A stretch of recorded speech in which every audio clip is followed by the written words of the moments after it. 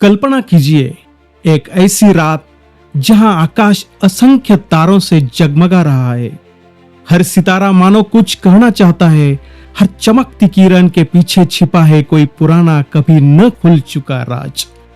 क्या आप जानते हैं भारत की मिट्टी के नीचे समय की परतों में ऐसी वेधशालाओं की निशानियां दबी है जिनकी गूंज आज भी ब्रह्मांड में सुनाई देती है। हमारी सभ्यता जिसने तब भी तारे गिने जब बाकी दुनिया रात का रहस्य सुलझाने की सोच भी नहीं सकती थी, जिसने बिना किसी आधुनिक यंत्र के काल को बांधा, सदी दर सदी सौर पथ पर मापा। क्या आपने सोचा है कैसे भारत ने सिर्फ जबरदस्त मंदिर या महल नहीं बल्कि ज्ञान के ऐसे किले भी खड़े किए जिनकी ईंटों में विज्ञान के सूत्र गूंजते थे। मैं हूं प्रशांत दौंडकर और आज मैं लेकर आया हूं वो कहानी जो आपकी कल्पना को नहीं, आपके स्वाभिमान को झकझोर देगी।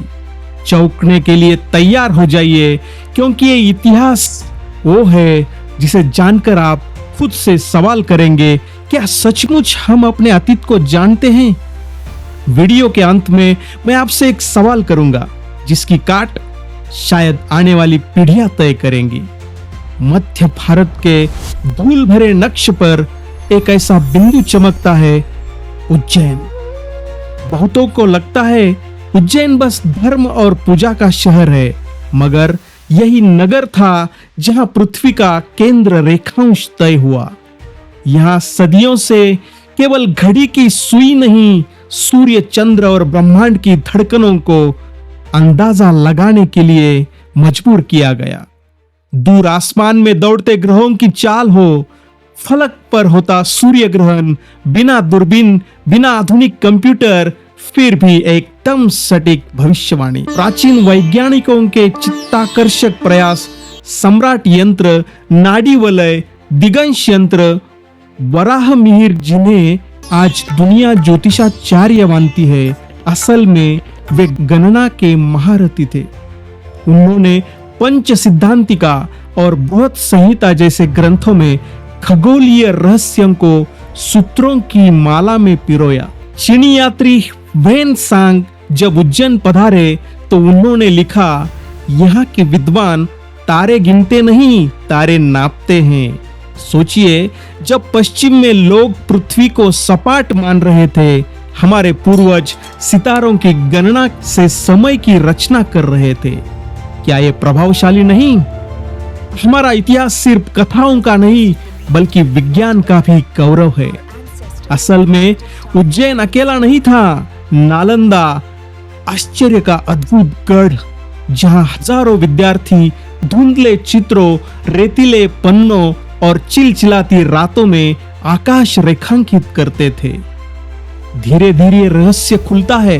नालंदा में पृथ्वी के घूमने, गोल आकार व ग्रहों की गति पर शोध होता था, जब बाकी दुनिया इन बातों को जानती भी नहीं थी। सूर्य सिद्धांत, प्राचीनतम ग्रंथ जिसमें पृथ्वी का विस्तार, सौर मंडल की धुरी, दिन रात का रहस्य और खगोलीय घटनाओं की वैज्ञानिक व्याख्या थी। आर्यभट्ट नालंदा की कोठरियों में अंधेरे में बैठकर शून्य की खोज कर रहे थे, तो दूसरी तरफ अपने सूत्रों के बल पर ग्रहण की गणना कर रहे थे। तक्षशिला, जो आज सीमावर्ती देश पाकिस्तान में है, वहां भी खगोलविद यंत्रों की छाया में तारों के चित्र उकेरते थे। अफसोस, आक्रमण, आगजनी और समय की धूल ने इन केंद्रों के हजारों ग्रंथ राख कर दिए, मगर उनकी जली हुई दीवारों में अब भी विज्ञान गूंजता है। चलिए अब एक छाया से हटकर रोशनी पर चलते हैं। 5वीं सदी में आर्यभट्ट ने कथन किया, पृथ्वी अपनी धुरी पर घूमती है। ऐसी बात जिसे पश्चिम को मानने और 1000 साल लग गए। उन्होंने पृथ्वी के परिधि की गणना की।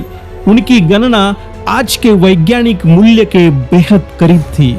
सूर्य सिद्धांत में खगोल शास्त्र की बारीकियां, ग्रह, राह, कक्षा ग्रहण का भविष्यवरण इतना गहराई, इतनी सटीकता कि आधुनिक विज्ञान भी अचंभित रह जाए। पर सोचिए, हम जिनका इतिहास इतना मजबूत है, आज अपने बच्चों को किन किन झूठे मिथकों से ही पराजित करा रहे हैं। क्यों? क्या वाकई हमारे समय की भयंकर क्षति नहीं रही कि इस विरासत को हमने मिटने दिया? क्या हम अभी जाग सकते हैं? क्या हम फिर ये सिलसिला शुरू कर सकते हैं? आज आपने सुना भारत के उन रहस्यमयी वेधशालाओं की कहानी, जिनके अवशेष, जिनकी दीवारें आज भी आसमान की दिशा बताती है। ये कहानी सिर्फ पत्थरों की या खो चुके ग्रंथों की नहीं, ये कहानी है आपकी, हमारी, उस मान्यता की कि हम ज्ञान के असल वारिस हैं। दोस्तों, सोचना होगा, क्या हम सिर्फ गर्व करेंगे या उत्तरदायित्व भी लेंगे? क्या हम फिर इस देश की मिट्टी से ज्ञान की खुशबू फैला सकते हैं? आपका क्या विचार है? क्या आपको लगता है प्राचीन भारतीय विज्ञान को फिर से दुनिया के सामने लाया जाना चाहिए? कमेंट में जरूर बताइएगा। वीडियो पसंद आया हो तो लाइक करें, अपने दोस्तों को साझा करें और प्रशांत दौंडकर इस चैनल को सब्सक्राइब करना ना भूलें, क्योंकि अगली बार हम फिर एक रहस्य खोलेंगे, एक ऐसी बात बताएंगे जिसे देखकर आप अपने इतिहास को फिर नई नजर से देखेंगे। बहुत बहुत धन्यवाद।